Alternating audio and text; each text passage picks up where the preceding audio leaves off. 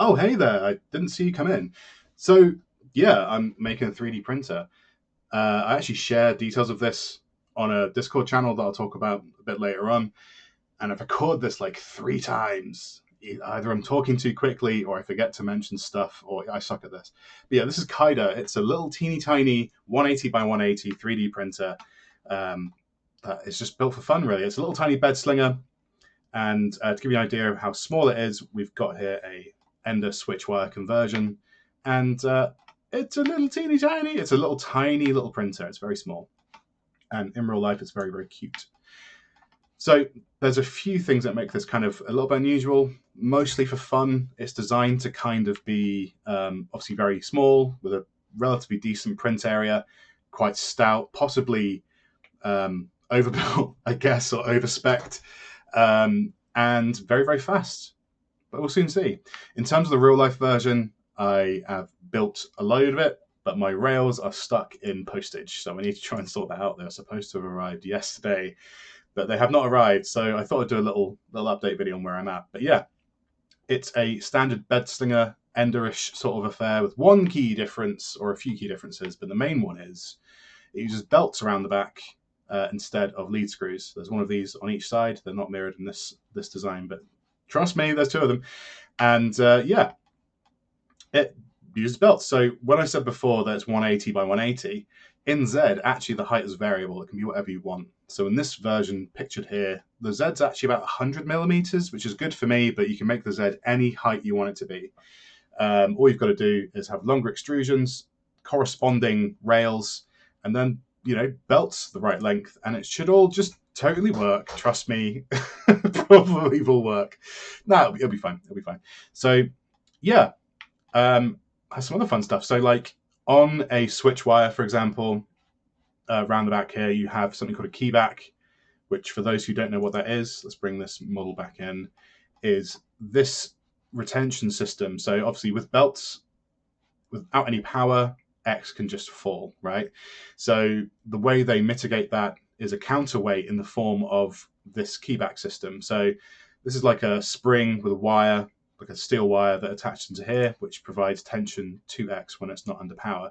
The thing with Kaida is it's supposed to use super off the shelf and universally available parts, and things like keybacks, you can get them here in the UK, for example, you can get them as part of switch wire kits, but finding a correctly spec'd one isn't they're not as available universally as you might expect, and obviously they have to be of a certain known, you know, grabbiness, I guess, in order to work. So I've gone the option of a Voron 2.4 style gearbox, which so far I reckon will work great. So inside here we've got a underslung NEMA 17 motor. This is actually a little bit short, but yeah, that fits.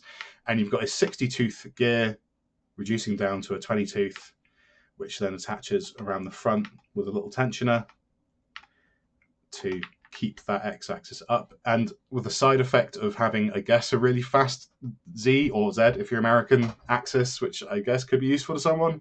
But also, apparently, you will get some extra resolution in Z as well from having the gear reduction thing going on. But it's mostly there to prevent, it's cheap, it's accessible, and it's mostly there to make sure that the x-axis doesn't fall down. And so far, I think it will work pretty great. So the final version of this that people will see, because I'm going to be releasing all this, because, that's the thing you do in it, is going to be Core XZ instead of this more traditional Ender style standard motored Z arrangement. So I have one fewer motor with bigger motors on the back here, but you only have three motors, had to count there, in the entire printer, just the two for X and Y, and then, two for X and Z and one for Y. So you have one less motor here compared to this version, which should be cool. So another thing to note is it also uses this thing here, which is a Dragon burner. Basically, it's a small printer. It uses a small print head. So this is basically, it's designed to work on a Voron Zero, and it fits on the same carriage. So you can fit anything that will fit on a Voron Zero will fit on a Kaida. The only thing that's different about it is it has a slightly modified version of a Voron carriage, which has the the sort of belt path moved down a little bit to align with the 2020 extrusion used on Kaida versus the 15x15 used on a Voron Zero, which is also much less annoying to build, which is great. But yeah, the Dragon Burner is great. You can have a bunch of different hot end options, a bunch of different like extruder options. This is shown with a Orbiter and a BMO Dragonfly, which is just what I have lying around. But anything will fit in here will fit on Kaida. It also has inbuilt support for a clicky probe. At some point, I'm going to add an inbuilt method for a clicky probe, but I need to finish the printer first before I do that. And that'll be added to the core design as well. Another thing that makes it semi-unusual is on here, the Y motor is mounted vertically instead of horizontally. This has room inside this plate here for a much taller 48mm NEMA 17, which is why there's a big hole in it. But yeah, it sits this way up to allow room for the motors here. So it's all flipped around, which is quite cool. Another thing about these is these parts are supposed to be somewhat self-registering. Like I said before, the idea for the frame is you don't need to tap any holes in order to build it. It uses discrete L brackets, which sit inside here, which just overall make it a little bit more seamless on the outside, but also I've used them before. They're really, really strong. They hold really well. They can hold square. It's great. But squaring up the frame should be made a little bit easier by the design of some of the parts. So in the case of this, which is the bracket which holds the motor and motor mount for Z, let's get a couple of bits out of the way. We can see here the end of it lines up with the end of the extrusion. So that gives you your position for this bar underneath here, which is your sort of like one of your two brace bars, similar to a switch wire. And also it helps with aligning the Z extrusions because they butt straight up against the gearbox, which is kind of fun. So that helps. So other things, what else we got? So in this version, it's slightly slightly deconstructed at the moment because the final version uses a cast carbon fiber or forged carbon fiber bed, which is basically like carbon fiber fibers, I guess, like strings of fiber that you effectively mold into the shape of your bed, which means the bed is super duper light. For the first version, just to get it done quicker, I've ordered a similarly sized bed from AliExpress, which will increase the weight. But the cool thing about this across the board, even with that bed, is the bed's super duper light. So with that forged carbon fiber bed, the bed weight on Y is something around 250 to 300 grams, it should be, which means that this thing can move very, very, very quickly. And it's got dual MGN9 rails on here as well because it keeps it nice and stable. Probably super duper overkill, even in a switch wire. It uses a 2020 here instead of a 4040. For various reasons, I wanted to go with a 4040, partly to have room underneath the bed for these. But yeah, should go very quickly. For reference, the weight of an Ender bed assembly is something like 1 kilo, and this being a quarter of that weight with like the sort of like size to weight ratio is very off and very much in favor of this. It moves an awful lot quicker, or should move an awful lot quicker, but the actual print area being 180 by 180 versus 230 by 230 means that, yeah, it's very quick and should be very, very good. We'll see. Who knows? Yeah, so where we're at design-wise is most of it's finished. There's going to be a deck going on top of here as well to sort of hide away all the electronics because you don't be touching this. Right now, I haven't designed those yet. I have a few more wiring things to work out before I can design those decks. But that should be pretty cool. Underneath, we've actually got a fairly decent amount of room for electronics. So what we can fit under here is it has room for the 350 watt power supply from an Ender 3, or in this case, a UWP 250 watt power supply. The bed inside the BOM and the spec means the bed it should be fine on 250 watts, but you can fit 350 under there if you really want as well. That gives you a little bit less space for electronics. So right now we show this version with a SKR Pico from Big Tree Tech, and for Clipper, because obviously it's Clipper, because why not? It has a Pi 2B, but you can use a Pi 0 as well if you want as well. But yeah, there's the electronics part. Across the board, it uses senseless homing. Most boards now support like TMC 2209 stepper like drivers, which support senseless probing. So it's got little tabs for parts to slam into. The carriage slams into here as well, so you can get your senseless homing. So there's less wiring and a little tiny cost-saving and complexity saving, not having to wire up those end stops. Should be all right. We'll see how it goes when the final one's built. A few other cool things is, well, some other cool things. I quite like this this spool holder. It's adapted from two parts actually been taken or adapted, I guess, from this particular Boo something or other Ender switch wire conversion. So on here, the spool holder faces forwards. On Kaida, it faces backwards. Also has an integrated reverse Bowden if you're into that kind of thing, which I am. One thing that this won't have compared to one of these, just for space constraints, it doesn't have a cable chain for the X motion. That'll be Ender style inside a cable shroud, like a tubey guy, which hangs out. There's not enough room for it, basically. And also the run direction of the parts means right now that doesn't work that way. But it may do in future, who knows. Like I said, it's going to convert probably to Core XZ by the time it gets released. So, yeah, that's some fun stuff. Underneath here, it's going to have a cable chain, most likely for Y to keep that tidy. And another fun feature of this, the other side's missing. Let's quickly do one of these. Should prepare for these videos, shouldn't I? There we go. You're going to crash? No, you're not going to crash. Great. These vanity plates, let's get rid of this. These sort of like vanity plates, these sort of like exterior plates, make it look a little bit tidier, keeps your fingers from getting near the electronic bits, which is no good. But also, something fun about these is they're press fit. They don't have to be screwed in. So if you want to get quick access to components, you can literally just grab this, yank it out, grab this, and then just yank these plates off for quick access. If you do want to sort of permanently mount them screws, there's screw holes that run through here and into these parts here, if you feel that way inclined, but they don't need to be mounted with screws, which is quite cool.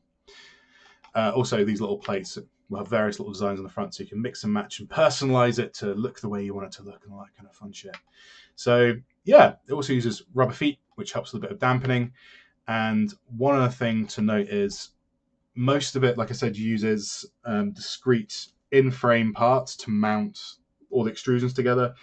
From what I know and what I've tried in the past, they work just fine. They're plenty strong. But we do bolster it wherever we can with additional 3D printed parts. For example, this bracket, like I said, not only does it self-register to the end of here, so it helps you line up where these things are supposed to go, it adds more mounting points to the frame for extra rigidity in as many places I can find. So inside here, we have 2 additional points to mount extra screws to bolster this sort of stuff. And again, this butts straight up against the XZ extrusion as well, hopefully helping that not wobble so much. The same thing goes on around the front as well. All the parts just kind of like, as many mounting points as we can. Same with this tensioner for the belts at the top. It adds more points of contact, so 1, 2, 3 between this top part and whatever. So it should be plenty rigid, but again, when the final one's built, I'll know better. Cost-wise, to build one of these, I think the BOM, which I can link in the description, it's a work in progress. None of it's been released yet, so it's just for reference right now, but it's around $300 US. That doesn't include the cost of a hot end and extruder, only because you can use a bunch of different ones with the Dragon Burner, or completely different toolhead entirely if you fancy. But yeah, around $300. That I think includes the cost of a carbon fiber bed. There's 2 beds of support. One is an off-the-shelf, or you can build the carbon fiber bed. I'll provide mounts for both. This currently shows the design for the carbon fiber bed, but once the other one's designed, once the part arrives, I'll share that as well. So just making this costs about £50 in the UK, so that gives you an idea. So $300 to $350 thereabouts to build one of these things. I think it's too terrible. It also depends a little bit on the power. So a UWP power supply costs a lot more than a standard Meanwell RS whatever power supply, and your choice of board. I think I've included the cost for like a Pico, and I don't think I include the cost for a Raspberry Pi because they're like rocking horse shit at the moment. But yeah, should be good. So yeah, 3D printed parts bolster everything up as well. So the only thing that doesn't use those discrete inline parts right now is Y. It uses 3D printed parts, and before people go off, there's a lot of talk, and this might be contentious or a hot take, as the kids say. 3D printed parts, I think, are actually pretty good at holding frames together. I know. They do obviously suffer fatigue, but if you throw more plastic at it, I think they might be sufficient. We'll find out. But I've been watching a lot of James Bruton recently. He's a guy in the UK who builds lots of robots. And I've seen him build 4 foot tall robots.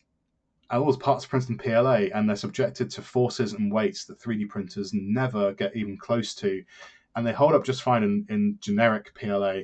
This is intended to be printed out of something like PETG or PLA Plus, which is what this first version is made out of. So far, eSun PLA Plus has been really, really strong. Really super duper impressed with it. You could probably print this all in ABS if you want, but I think these parts should be sufficient. Right now, there's 3 of these brackets for Y, and I'm going to continue to find ways to add rigidity and strength where I can.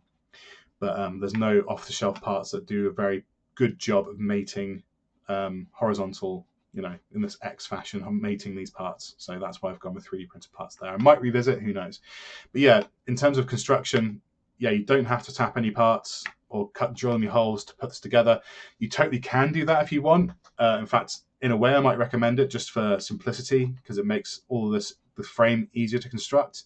The frame right now, I'm designing parts in to sort of self-locate, I guess. That's what some of this stuff is born out of. But if you do want to tap parts, it's designed so none of the plastic parts ever coincide with where you would run, where you would put, well, apart from I guess there's one example, but I can move those. But yeah, you can basically drill and assemble this frame with screws if you really want to as well. And when it comes to it, I'll probably show drilling guides to show where those parts need to be, and I'll release all the CAD files and STLs and that kind of stuff.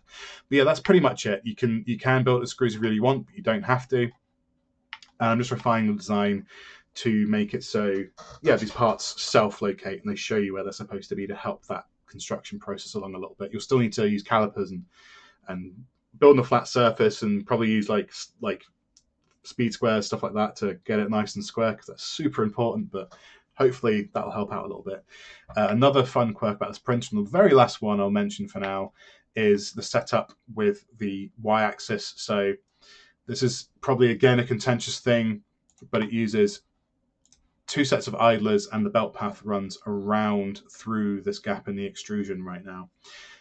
There's a couple of reasons for this. One, it makes it look a little bit tidier by having this flip vertically, but also having this flip vertically allows for me to mount motors slung under the frame here, right, for these belts, these gearboxes. So that's one thing that's kind of quirky. It works all right from what I've seen so far, but people might not like that. Also worth noting is the odds are, once this is converted to Core XZ, which I've not started looking into yet, but I'm very, very much considering doing, it obviously saves some weight, save a motor, save a bit of cost. But also, given the fact that none of these parts overhang the outside of the printer, that might change when I go to Core XZ, so don't quote me on that. But it should be able to be enclosed. We'll see. Right now, obviously, it's not designed to be enclosed. It's designed for printing things that aren't ABS. Yeah, all the parts, again, with the exception of the parts for the Dragon Burner, yeah, they should be printed in ABS because they get hot, obviously, or near warm things. But the rest of it can be printed in PLA Plus or PETG. Actually, also, the shroud is a thing. So the Dragon Burner doesn't include a shroud. This is simply a mounted shroud. Basically, you have a couple of holes in the back of here with some magnets which attach to the screw heads on the existing Dragon Burners. This is vanilla. This has not been changed at all. It's exactly how it comes out of the box, which is pretty cool. So it just makes it look a little bit tidier. It's supposed to be kind of pretty, but not look like a Voron as such. But obviously, everyone's inspired to an extent by Vorons. So where we're at right now is I'm just waiting on the rails to arrive to finish building the first version and get it actually physically working. Everything else is here. Oh, the bed's not arrived yet either, but that's arriving in the next few days. But I want to get it moving first, Updates wise, I said earlier that I do more frequent updates on a Discord server. That's the Rolohorn 3D Discord server. Rolohorn, I think I'm pronouncing that right. Really nice guy. Designs 3D printers, makes really, really cool stuff. Also, a partial inspiration for designing this printer is based on him. His Discord server is lovely.